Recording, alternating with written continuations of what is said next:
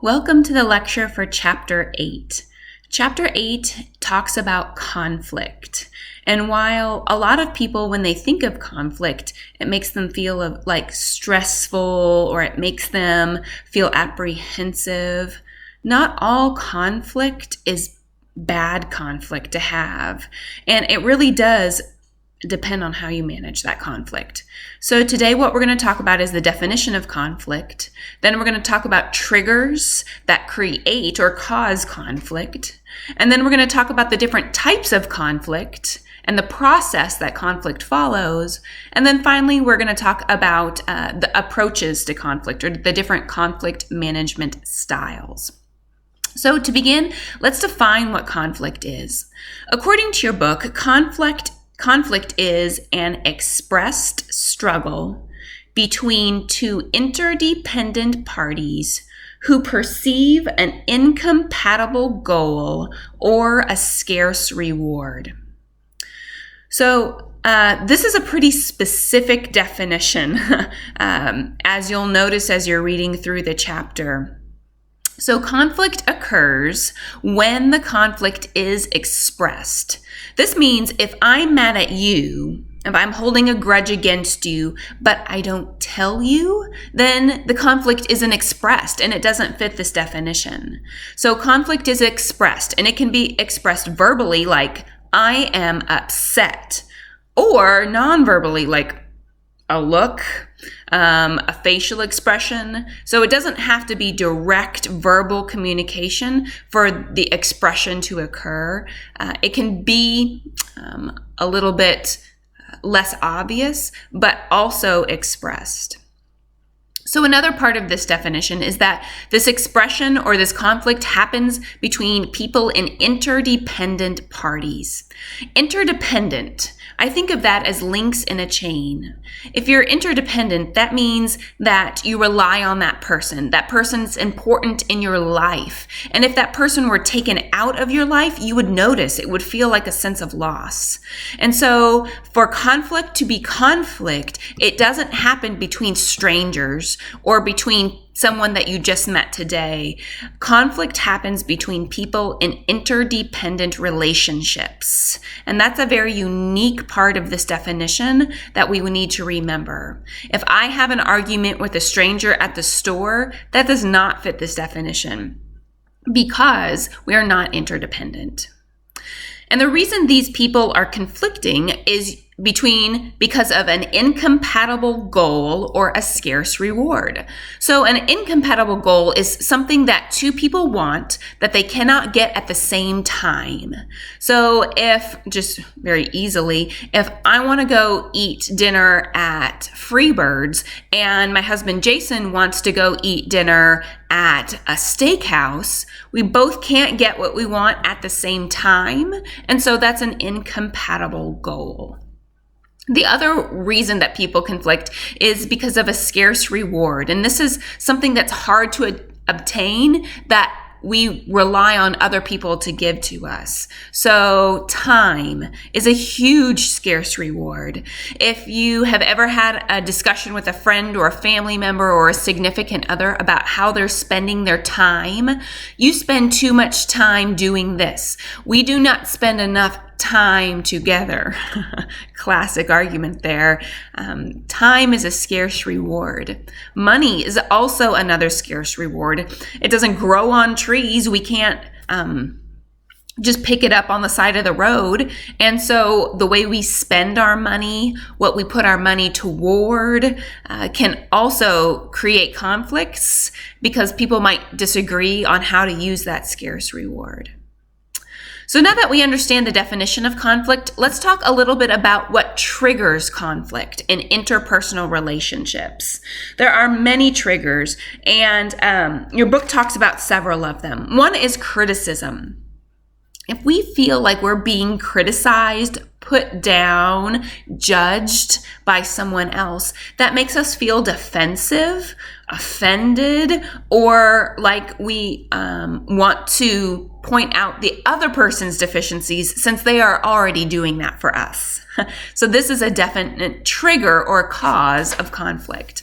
Another one your book says is feeling entitled. So this is where I feel like this is what I deserve. This is what I am supposed to have. And we can argue a lot about what entitlements include, but really it's the feeling in us that this is what I deserve. I am supposed to have this. I am entitled to this, whether it be like a mom who stays home with her children right now because the children aren't in school might feel entitled to take a bath in the evening to unwind. I deserve that because I'm doing so much. If that doesn't happen, that could create conflict because that mom might not necessarily feel like her feelings are being acknowledged. That's entitlement. Another one is a perceived lack of unfairness. Even from a young age, we hear or say the phrase, "That's not fair." You might remember saying that at home. My son's an only child, and he came home from school several years ago and said, "That's not fair," when I asked him to do something. I'm like, where'd you get that? But we have this ingrained sense of what is fair or unfair. And if we're not getting fair treatment, then we can create or feel like there's a conflict. Another one is a lack of stress or a lack of rest and stress. So if you've ever been through a stressful time, like I know we all have, we can have a shorter fuse if we don't get enough rest. Things that might not necessarily been a big deal when we're rested can be a big deal when we feel really tired. So our short fuses, because of a greater or increase of stress or a lack of rest, can also create conflicts. There's other ones in your textbook, but I think those are a few of the ones that I think we experience most often in relationships. So next I want to talk about the 3 basic types of conflict. So when we're in conflict, there's really 3 types of conflict that could be happening at that moment. The first is called a pseudo conflict. Anytime we hear the word pseudo, that means fake or false. So this is a fake conflict. Usually this is a result of misunderstandings. So maybe you and your friend decide to meet at Subway for lunch, and you go to Subway and you sit there and you sit there and you sit there, and 20 minutes later you text your friend like, "Where are you?" And your friend is like, "I'm here, I'm waiting for you, I'm at Subway." And then as you talk, you realize you're both waiting for each other at Subway, but it's different Subways. So that is a miscommunication or a misunderstanding that can create a pseudo conflict. It feels like a conflict, but in reality, it's a misunderstanding. And that misunderstanding creates feelings of conflict that, if not resolved, could create a different type of conflict. But if resolved, then it becomes easy to remedy or clear up that conflict. The second type of conflict is called a simple conflict.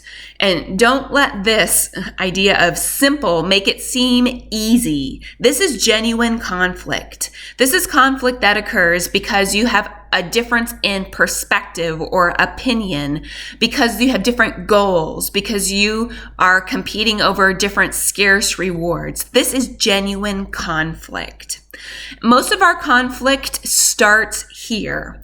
Like, we just can't negotiate or see how we can both attain our ideas or our perspectives at the same time. Now, simple conflict can be very mild. We can notice that we're not agreeing on something, have a discussion, and move on. Or the simple conflict it's kind of like a scale, very mild, and the other end of the scale is very aggravating. And this means it's not mild. It is intense. There is emotion. There is a lot of, it could be yelling or screaming or slamming doors or huffing and puffing, because it is very emotionally laden. So those are kind of the two ends of the spectrum. Very mild and creates a discussion, or very aggravated and has a lot of emotion involved. And then there's a lot in the middle as well.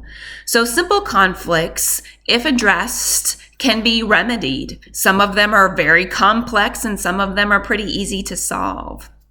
Now, the third type of conflict is called ego conflict. And your book states that there is no positive benefit to ego conflict, because what we're doing is we are attacking each other, the sense of self, the person. So it's like we set the conflict aside and begin to try to hurt the other person more than they hurt us. And the mentality is, if we hurt them more than they hurt us, then we win. Which, when the conflict is set aside, it becomes very difficult to manage or deal with the conflict when we're trying to one-up each other. According to your book, this is a damaging type of conflict management, or a conflict. It creates ill will. It makes people lose trust in each other. It decreases loyalty or commitment to the relationship because it feels personal. So even if after we cool down and go back and say, I'm sorry I said that. I didn't mean that. Well, you said it. So is there a part of the truth that goes there? And it becomes, we second guess whether or not really that person meant that. And so when we engage in ego conflict, sometimes we set aside the conflict completely, the real conflict, and don't resolve it. So oftentimes in ego conflict, we might not actually find a solution to the conflict because we are focusing on the personal aspects of this encounter. And so according to your book, ego conflict has no benefit and has no positivity, has no positive aspects, because what we're doing is hurting the other person to try to one up and feel like we have accomplished something by hurting them more than they hurt us. If you have ego conflict in your relationships, it's hard to reverse, but it's not impossible.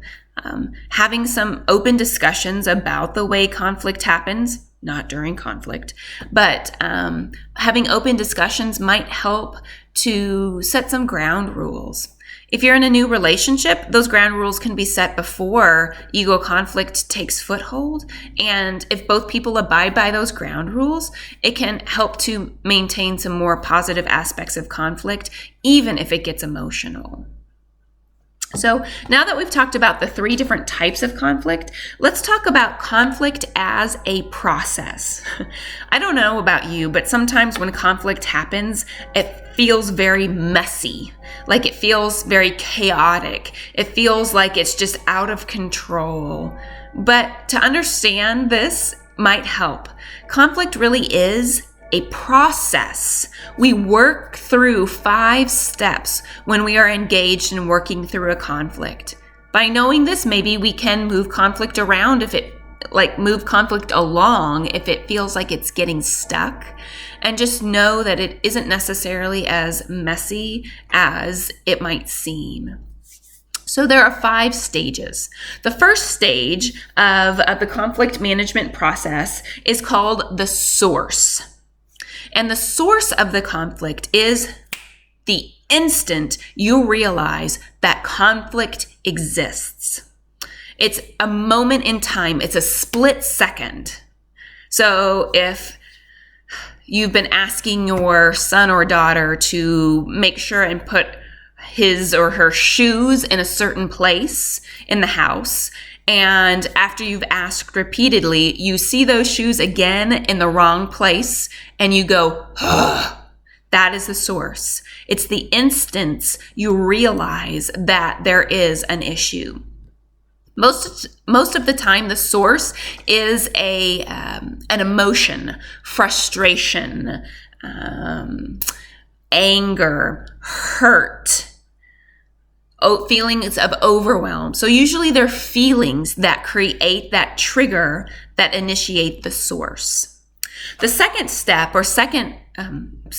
in the conflict management process is the beginning. And so once the source happens, we move right into the beginning stage of conflict. And in the beginning, it's all internal. This stage, we are thinking about what this conflict means to us and how it makes us feel. And this is the stage where we use self-talk. If my son left his shoes on the floor in the wrong spot, I could go, oh, I've told him 3 times today that his shoes need to be over here. So in the beginning stages, we are talking to ourselves, and we are talking to ourselves to either build up to move the conflict along to the next process, or to maybe acknowledge and reduce the conflict and maybe even get rid of it. So I could say, oh, I told Sam, my son, 3 times to put his shoes away, but I know that he had his hands full and we did just get home. So maybe he's going to put them in the spot, as soon as he gets back from putting away his books from the library. I'm going to wait a few minutes. So we can build ourselves up to going to the next stage of conflict with this self-talk. Or we can realize it's not that big of a deal and put it off, or even eliminate the conflict completely. The third stage of the conflict management process is the middle. And the middle stage of conflict is when conflict becomes active. And it becomes active because we voice that conflict to the other person. So this is the first time that conflict fits the definition of conflict, because this is the first time it is expressed. So I go to that person and I say, hey, here is what I'm feeling or thinking. Here's what I've noticed. Here's what the conflict is. When it becomes active, we express it. And this expression, again, just like the simple conflict, can be very mild. We can have a conversation. Or on the other end of the spectrum, it can be very aggravating and very emotional and very explosive. And that's what happens in this middle stage. We acknowledge, express, discuss what's going on. Once we've expressed it, we often, but not always, will move to the fourth step of the conflict management, or of the conflict process. And this is the end. And in the end, we come up with solutions to that conflict. We figure out how to resolve it. We figure out a way of making it fixed, so to speak. This might be an easy conversation. This might be a conversation that happens over and over again. This might be a conversation that we put off for later because we really don't know how to create a solution. But in the end, we are creating a solution or a resolution that fixes or stops the conflict. And most people think that's the end. Once we resolve it, that's it. But there's one last stage in the conflict process, and that is called the aftermath.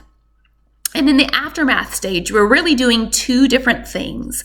Number 1, we are testing the solution. Did the solution actually fix the conflict? Yes or no? If no, we're probably going to see this whole big cycle happen again. If yes, then the conflict really seems to be resolved and goes away.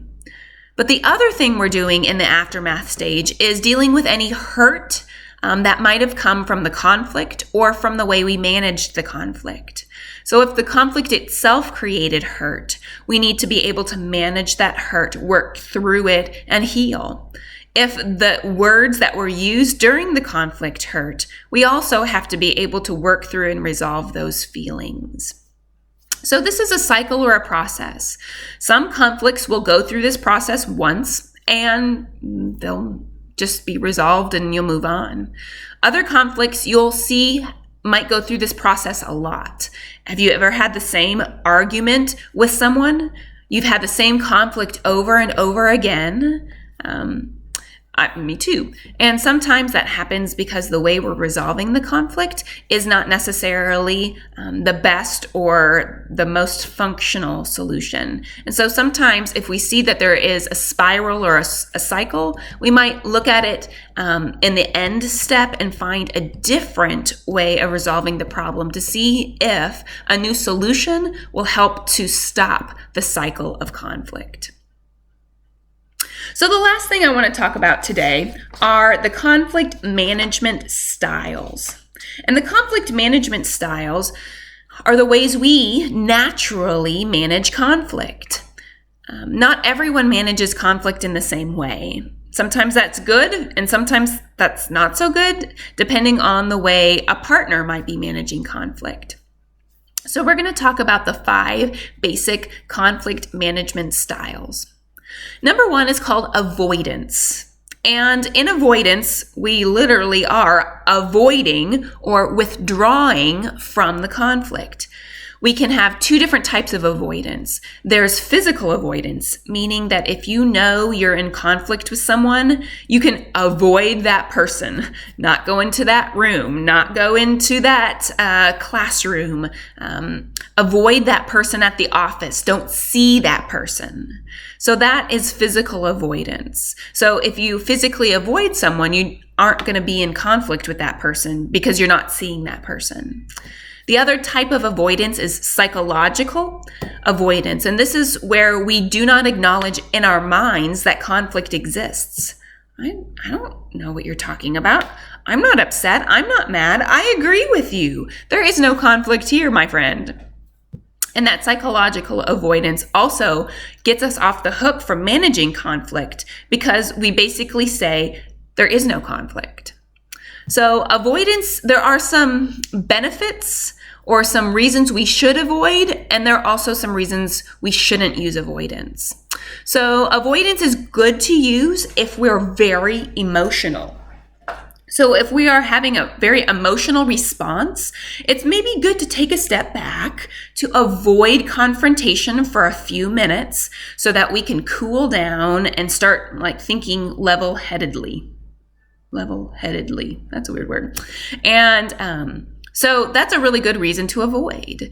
Another good reason to avoid is if it's not the right time to have that conflict. So maybe you realize a conflict exists, but you are at a restaurant or you're in public or it's too loud where you are and it's just not the right time to have that discussion. So you put it off until it's a better time. There are some disadvantages to avoidance as well, though. Those disadvantages include a lack of solution. There is no solution if we're avoiding the conflict. Also, the other person in the relationship can feel like you don't care if you're not willing to engage in the conflict. So the second type of conflict management style is accommodation. And accommodation is where we just give ground. We give in. We let the other person have his or her way. This is a quick solution to the problem, meaning that if we find there are incompatible goals, you want one thing and I want another, and I say, "Ooh, you get your way," then the conflict is solved quickly. This can also be called appeasement because we are giving in to the conflict. So there are some advantages to this. So we can accommodate if the other person, it's really important to the other person, but it's not so important to us. So we can see that it's important to them and we can give ground or accommodate because we see that it's important. Another reason why we would accommodate is if we are wrong. So if we're having a conflict and it dawns on me that, oh my gosh, you're right. I can give ground. I can appease. I can say, you know what? Yes, you are right. We'll do it your way because I was wrong. And some people will just argue their side no matter if they're right or wrong, but appeasement has some benefits. And one of those is the acknowledgement that we're not always right.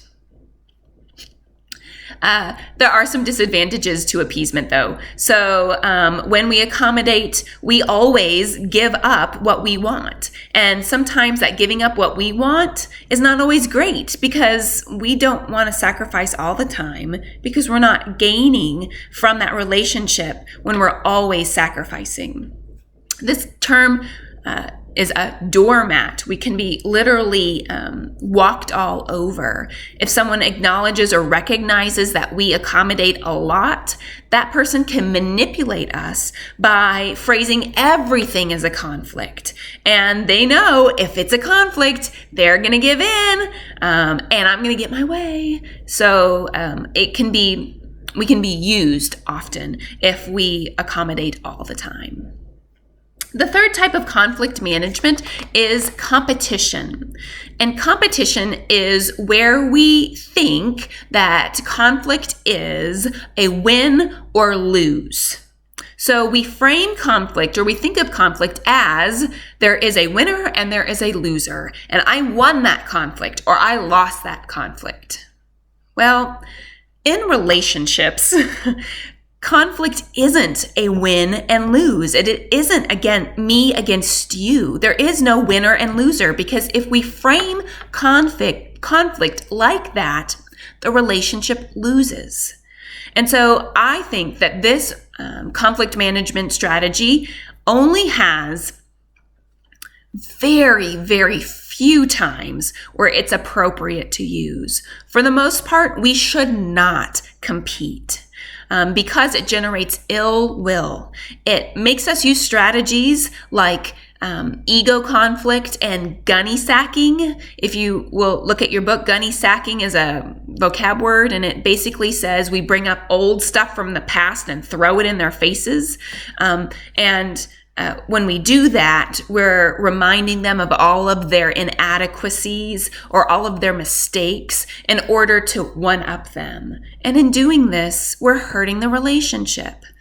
There is one time that I think that conflict can be managed with competition, and that is when it counts. If we are standing up for our or someone else's safety or health, if we are protecting someone from terrible things happening, compete by all means. For example, when my son was little, I always had him hold my hand in parking lots. And I wasn't going to take no for an answer. I was going to override him every time. And it was because I was concerned about his safety. If he didn't want to hold my hand, tough. You are going to hold my hand because I want you to be safe. And it's not, there's no option. So most of the time, conflict in interpersonal adult relationships that's competition-based is not going to be helpful for the relationship. There are very few times where it could be advantageous. Number 4 of the conflict management styles is the compromise. And we're probably all familiar with the compromise. What we're doing is we are finding that middle ground. We give a little and we get a little. So what we're trying to do is create positive outcomes for both people in the conflict and minimizing the things we need to sacrifice in order to do that. This is a very cooperative conflict management strategy, and it has some benefits. Some advantages include this could create a solution. This could be a true resolution. We give a little, we get a little, and we're both satisfied. This can also be something that, depending on the conflict, doesn't have to take a huge amount of time to accomplish. Also, this is an other-oriented strategy, meaning that in order to find that middle ground, we have to listen to what the other person wants, and that listening creates a sense of value for that other person. So we can boost our relationship, the commitment and loyalty in that relationship when we are compromising. Now, there are a couple of drawbacks to the compromise as well. One of them is this might be a pseudo solution or a fake solution. This could be because the way we tried to compromise didn't actually address the conflict. We're kind of off center, and so the conflict will come up again. Another disadvantage or drawback is that one person might gain more and one person might sacrifice more. So if one person gains the big stuff and sacrifices the little stuff, but the other person has to sacrifice the big stuff and gains the little stuff, that becomes very imbalanced. That is not an equal compromise. And an equal compromise can be difficult to find. And if we're not being very other-oriented, it can get lopsided pretty quickly. The last and final conflict management strategy is collaboration. And collaboration is a win-win strategy. This is the only conflict management style that guarantees both people come out win-win. No one sacrifices and everyone gets exactly what they wanted out of the conflict. Well, that seems a little strange because if we were in conflict, it was because we both couldn't get what we wanted. So how do we all of a sudden collaborate and get what we want? So what typically happens here is that we stop talking about the surface level symptoms of the conflict and begin to address underlying causes. So underlying causes are more difficult to find, and we often ignore them and just argue symptoms. So for example, say I am home cooking spaghetti for dinner tonight. And my husband Jason comes home and says, you know what? I'd really like to go out to steak. Let's go to Texas Roadhouse for steaks tonight. And I'm like, well, I have spaghetti here. It's already ready. Why don't we just eat here? And he's like, I know we can eat here, but I don't want to. So we're arguing about dinner, what we're eating for dinner. And these are symptoms of the underlying issue. And for example, maybe the underlying issue is I'm concerned about how much money we spend on food and entertainment and eating out each month. So I am trying to cut back on those expenses. But Jason is saying, you know what? I'm bored of coming home every day after work and just eating at home and sitting around all evening. And I really want to do something different. He's bored. FYI, according to your book, boredom is one of the number one reasons that romantic couples break up. So now we're not talking about what we're eating. We're talking about concerns about finances and boredom in a relationship. Way different discussion. And those underlying issues, they're probably not as opposite or conflicting as the symptoms. So once we identify those underlying issues, we then can address them and come up with something that hopefully remedies both underlying issues to the benefit of the relationship. So maybe we have steaks at home, but then we go out and do something inexpensive, sometimes in the evenings. Or maybe we go out to dinner, but we don't choose something so expensive or something like that. And we're addressing the underlying issues rather than the symptoms. So there's lots of advantages to this conflict management style. Collaboration is the only true 100% resolution, meaning that both people are satisfied with the outcome because they both get exactly what they want. This is definitely an other-oriented strategy, and that builds commitment and loyalty in the relationship. Some drawbacks to the collaboration management style include not every conflict is going to have the ability to find a collaboration, a win-win strategy. Sometimes, even if we do identify those underlying issues, they are still in conflict. This can also be a time-consuming conflict management strategy. It's not easy to find underlying issues. Sometimes we don't even know our own underlying issues. And so that takes some digging and some time to find them. And third, not everyone has the ability to collaborate. It takes some strong communication skills. And not everyone has those communication skills. I'm just putting it bluntly. Some people don't have the ability to listen to others well and divide or think about what they want versus what someone else wants and how they can find that win-win strategy. They're so self-focused that they cannot get their ideas off of themselves. And so collaboration wouldn't work. So which conflict management strategy is best? Which one should you use? The answer is it depends. All 5 conflict management strategies have advantages. And so the answer is we should use all 5 at different times when the situation calls for it. There are times where we're going to need to avoid or accommodate. There are very few times that we might need to compete. Collaboration is good, but compromise can work too. So it's not like we have one certain strategy. All of them should be in our tool belt to help us to become better conflict managers and strengthen our interpersonal relationships. So I hope you got some benefit from the lecture today. I'm going to be posting a PowerPoint presentation to go along with the lecture so that you can look at the different styles of conflict, the process, the different types of conflicts as you're watching this video. I hope you're doing well. As always, send me a message on Blackboard if you have any questions. We'll talk to you next week.